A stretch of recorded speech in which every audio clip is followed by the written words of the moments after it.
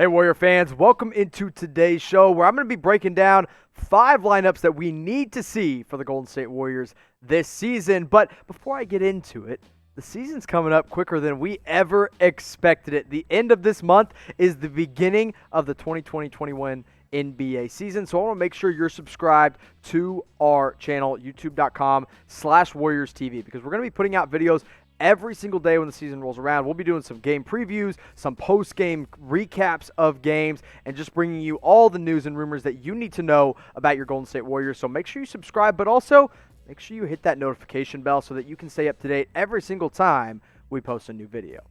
Now, the first lineup I want to start with is obviously the projected starting lineup. This is the most important one, and I think everyone's pretty much in agreement of who will start for the Golden State Warriors on night one. It's going to be Steph Curry coming back, looking to make an MVP-type season again. Andrew Wiggins will have his first full year in a Golden State Warrior uniform. I believe Kelly Oubre Jr. should start right off the bat. I don't think he should be a six-man type, as I've seen a few people kick around. I think he needs to go ahead and start and get that experience under his belt after coming over from the Phoenix Suns. Of course, you have Draymond Green, the ever-steady presence that he is in there at the starting 5. But in the middle is the biggest change of them all, because new face in the league. It's James Wiseman. And if he doesn't start on night one, I think Warrior Nation, Dub Nation should absolutely riot, because there's no reason to waste any more time on Kevon, Looney, or MARQUESE Chris as your starters. Maybe in situational nights. And I'm not saying they're bad players. In fact, I think they're both very important role players to this team, as you'll see me talk about later on this show. But right now, it's all about James Wiseman and what he can contribute in his first moments as a Golden State Warrior, because he's already an elite rebounder. That is going to translate right away. He's also a really strong scorer from the post, and he's going to continue to get better. But what do you guys think will be the starting 5 on night one? On opening night, when we see the Warriors put on their uniforms for the first time this year, I want you to make your predictions. Maybe you agree with me, or maybe you completely disagree. That's fine. Whatever you think it is, go with me. Point guard, shooting guard, small forward, power forward, and of course, that man in the middle. Make your predictions in the comment section on who the starters will be on opening night.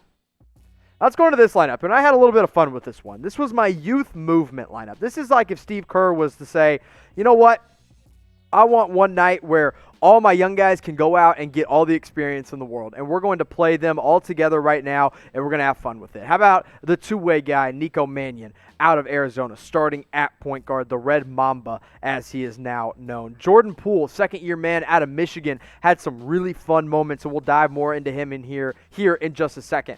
You know, Andrew Wiggins, believe it or not, he's still really, really young, and he's still a guy that you can develop alongside other young players, and if he's going to be a part of your future and the core of the future, you go ahead and play him with this youth movement lineup as well. Second-year man Eric Paschall showed some real promise with this team last year, and I'm excited to see what he can do with the playoff team. And, of course, as we just mentioned in the previous lineup, James Wiseman again in the middle. The dude's literally 19 years old, just turned 20. He's going to be in a youth movement lineup as well. But I want to go back to Jordan Poole for a second, because this is a guy that I think Warrior fans and really Warrior, people analyzing the Warriors in general are kind of already forgetting about. Look, he wasn't incredible last year.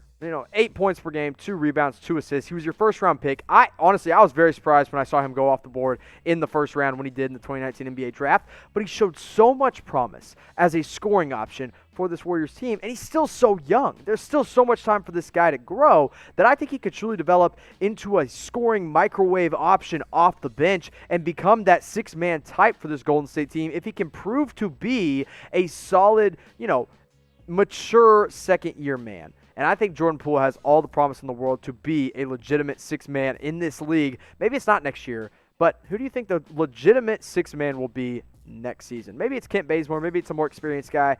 Let me know what you guys think in the comments section. And while you're making your votes, I want to tell you about this deal that's going on at Fanatics. All Warriors gear. Every bit of it. Whether you want a t-shirt, you want a new pair of shorts to work out in and go play pickup in, it's all available at chatsports.com/dubsdeal. That's pretty easy. Rolls right off the tongue. Chatsports.com/dubsdeal. Gear up to 65% off, including jerseys and hats and face masks as well. Go pick yours up today. Whether you want to get it for yourself or get it for someone for Christmas, whatever it may be, the deals are going on, but only for a limited time.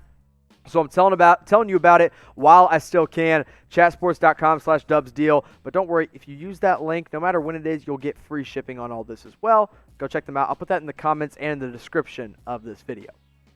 Let's go to our small ball lineup, and this is on the night where teams are looking to get out and run on the Warriors, and they cannot afford to have a 7'1" dude like James Wiseman in there that is just a little bit too slow up the court or a little bit too big to keep pace with small ball teams like the Rockets might try to run, although not as much this year. Look, Steph Curry, he's still small. He's a small point guard. You start him at the point guard position, or you have him there. This isn't necessarily a starting lineup. Jordan Poole, he's a 6'4" shooting guard. You have him in there. Kent Bazemore, not that big. He's probably your starting small forward. Wiggins is quick. He is agile. He's an undersized power forward, but if you want to play him there for a small ball lineup, you can do that. And then, of course, you can play Draymond Green in the middle as well because he knows how to play that big man position when he needs to. Is he undersized? Absolutely. Is he ready to take on starting centers in today's NBA? No. But in the right situation, Draymond Green can come in and play that small ball 5 for you. But if he's going to do that, you need him to be better than he was the past couple of years because it has been kind of some downtime for Draymond Green. And maybe it's injury, maybe it's something else, maybe it's a mental thing. I don't know what it is with Draymond, but if he's going to go out and put up 7.5 points per game, that's not going to cut it. Now, 7 rebounds and 7 assists from your power forward is absolutely awesome. But a 39% shooter from the field and 27% from 3 for a guy that should be shooting at least 32% is not okay. So if he's going to remain a part of the core, as I believe he should because of the culture that he brings to this team and the defensive versatility that he brings to this team, he's got to be better on the offensive end as well. But there's been a lot of talk about a potential trade with Draymond Green. Could he be on the move? Could the Warriors say, hey, thank you for everything you did, but we're moving on? Do you think Draymond will be a Golden State Warrior after next year's deadline? Type Y for yes or type you're in for no. Let me know what you guys think. Now, we broke down the small ball lineup, but let's go into the big man lineup. And this is if a team like the Philadelphia 76ers come in and roll out a lineup of Ben Simmons at point guard and Joel Embiid at center and then everything in between. Hey, you know what? I put Draymond Green at the 5 in the last lineup. He can play the point guard position. We've seen him handle the ball. We know he is a playmaker from whatever spot he's in, so you put him at point guard, kind of, sort of. And then Kelly Oubre, he's your oversized 2 guard that goes in and can play right away. Marquise Chris is agile enough and quick enough to play the 3, and he's only 6'9", so it's not like he's super big. But the only problem is you don't want him really handling the ball in the wings. Kevon Looney, you put him at power forward, and then again, you go with the biggest man on the team, James Wiseman, smack dab in the middle. But listen, I think Kevon Looney is going to be an important part, an important role player on this team if he can stay healthy. Now, if he can't stay healthy, forget about it. He's not going to play any minutes on this team. But Steve Kerr said that he's looking to get 20 to 25 minutes out of Looney this season. That's a lot of minutes for Kevon Looney when you just drafted a 7'1" center, number 2 overall in the NBA draft. I don't know if it's reasonable to expect him to play that much, but I still think he's going to be probably your primary big man off the bench. I know Warrior fans love Marquise Chris, but in all honesty, I haven't seen enough consistency from Marquise Chris out of his time in the NBA and enough mental awareness out of Marquise Chris to say I'd play him over a seasoned veteran like Kevon Looney, who, although he had a really down year last year, can still play well when healthy. But he had a major surgery. I mean, he had a core muscle surgery. I don't even know what that looks like, but I know he had it. So who do you think gets more time next year? Think it's Marquise Chris type MC, or do you think it's Kevon Looney type KL?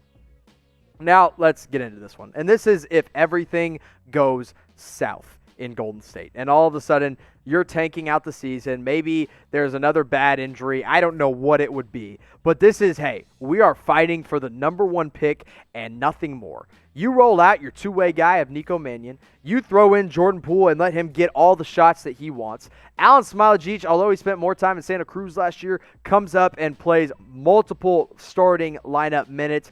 Eric Paschall in the middle as your undersized center. And because you have to have a veteran out on the floor at some point, Kent Bazemore runs that tanking lineup. Now, I don't think the Warriors are going to see this. I think the Warriors are still very much in the hunt for a playoff spot in the Western Conference. I don't think you have to worry about this, but this is worst case scenario. But even with the worst case scenario, there's still a little silver lining, or maybe it's a red lining in this one because it's Nico Mannion. And if you got to watch Nico Mannion a little bit more in college, imagine the fun that we're going to have watching him in the NBA. Now, he wasn't incredible. His numbers weren't outstanding. There's a very real reason he fell to the second round at just 14 points per game, although he was one of the highest rated recruits coming out of high school. But this dude has flash and he has flair. And I'm not just talking about his hair. The guy knows how to play and handle the ball as well and be a really good playmaker. And I think that's something that will translate to the NBA right away. So as a two-way player, I think the Warriors are going to luck out with Nico Mannion. So hopefully it's not that tanking lineup. Hopefully we get to see more of the first lineup you saw at the beginning of this video. So make your predictions. With that lineup or any lineup that they roll out, what seed are the Golden State Warriors going to finish as in the Western Conference? 1 all the way down to 8. I don't think they're falling past 8. But let me know what you guys think in the comment section.